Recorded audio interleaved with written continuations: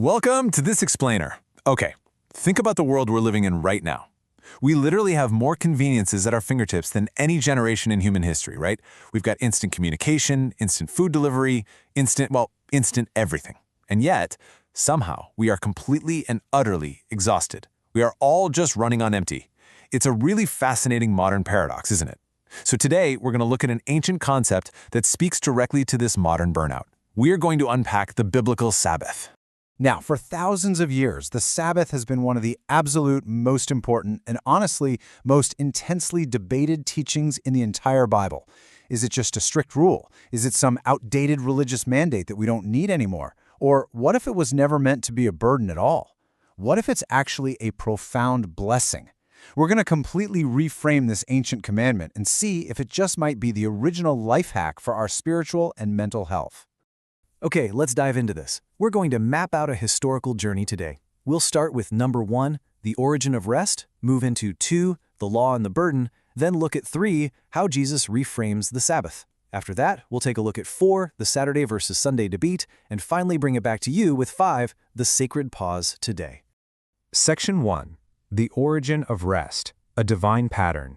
To truly grasp this, we've got to go all the way back to the very beginning of the Bible, to Genesis chapter 2. See, this establishes a rhythm long before nations even existed, long before kings ruled, and way before the law of Moses was ever written down. Let's ground this theological concept in some hard linguistics first.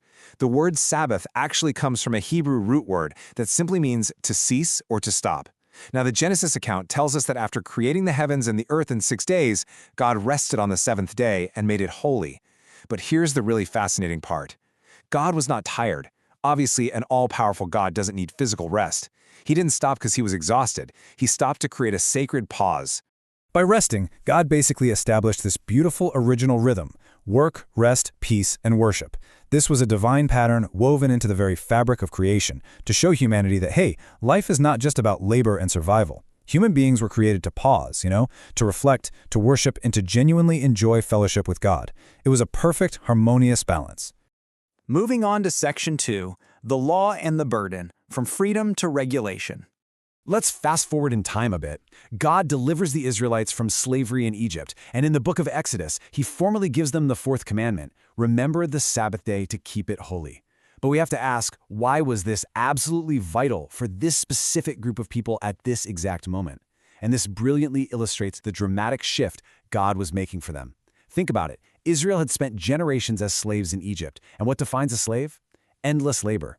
Slaves literally do not get a day off. Their entire worth is tied directly to their production.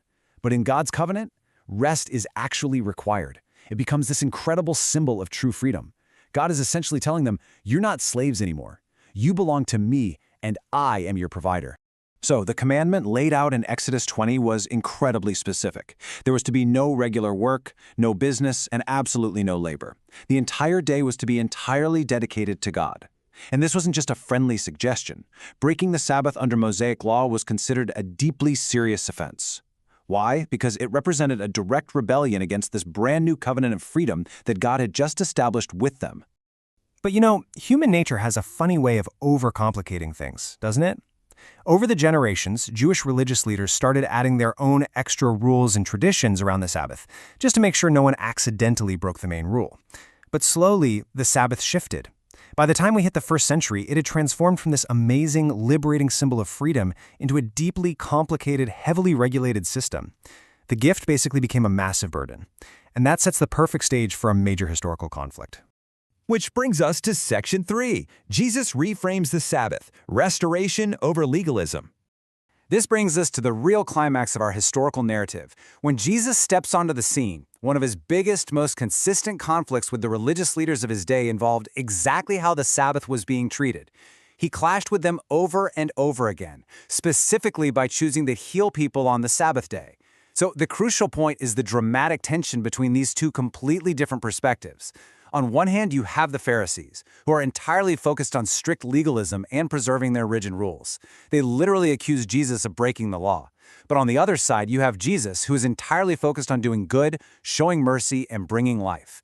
Jesus understood that healing someone perfectly aligned with God's original loving heart for the Sabbath, while the religious leaders had essentially taken God's gift and turned it into a prison. And in response to all of their accusations, Jesus drops what is arguably the pivot point of this entire explainer. He says in Mark 2:27, "The Sabbath was made for man, not man for the Sabbath." I mean, wow. This completely flipped their entire perspective upside down. He is reminding them, and us, that humanity wasn't created just to serve the Sabbath by following a million exhausting rules. No, the Sabbath was a tool, it was a gift originally designed to serve and refresh humanity. Jesus actually takes it a step further and declares himself the Lord of the Sabbath. Now, that is a massive statement of authority. But by claiming that title, he wasn't abolishing the fundamental principles of rest and worship. Not at all. Instead, he was revealing their much deeper, truer meaning. He was restoring the sacred pause back to its original, beautiful intent. Let's move to and see how this builds in Section 4, the Saturday versus Sunday debate. Did the day change? This is exactly where the New Testament narrative leaves us, and it naturally transitions right into the really common debates that happen among Christians around the world today. I mean, if Jesus fulfilled the law, what does that mean for our day of rest right now? Well, the New Testament offers some pretty compelling insight into this. In Colossians 2, it says, "Do not let anyone judge you regarding a Sabbath day. These are a shadow of things to come, but the substance belongs to Christ." The perspective being shared here is that many of the Old Covenant ceremonial laws were kind of like shadows. They were pointing toward a future reality. And that reality, the ultimate substance and source of true spiritual rest and peace with God, is found directly in Jesus. Because of this rich history, you actually see some beautifully diverse traditions among Christian groups today. Some believers very strictly observe Saturday, keeping the seventh-day rest exactly as it was commanded in the Old Testament. Then, others gather on Sunday, which is known as the Lord's Day. That became a tradition for early Christians to celebrate the day of Christ's resurrection. And many emphasize spiritual rest, pointing straight back to Jesus' words in Matthew 11, where he offers rest for the soul. Now, our goal here isn't to take a side in this debate, but rather to understand that while these traditions differ, the underlying driving desire to connect with God remains the central focus for all of them. Which leads us to our final part, Section 5, the sacred pause today, the antidote to burnout. We've traveled all the way from Genesis through Exodus, past the Pharisees, and straight through church history. But why does this matter to you today? Why on earth should we care about an ancient rhythm in the middle of our modern chaos? Well, it matters because of the water we swim in every single day. Constant work, crushing stress, spiking anxiety, unrelenting noise, and those endless 24/7 digital distractions. Human beings were simply not designed to live completely exhausted and spiritually disconnected.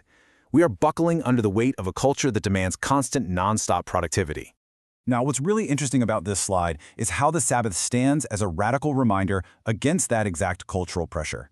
It reminds us that God is the provider, not our own frantic, endless striving. It reminds us that your life is worth so much more than your productivity output. It shouts that your spiritual health actually matters. It tells us that rest isn't laziness at all. Rest is holy. Taking a sacred pause is actually an active, incredibly powerful display of your trust in God. So we land right back where we started, but hopefully with a whole lot more clarity. The Sabbath is so much more than just a religious rule or an argument over which day of the week you should go to church.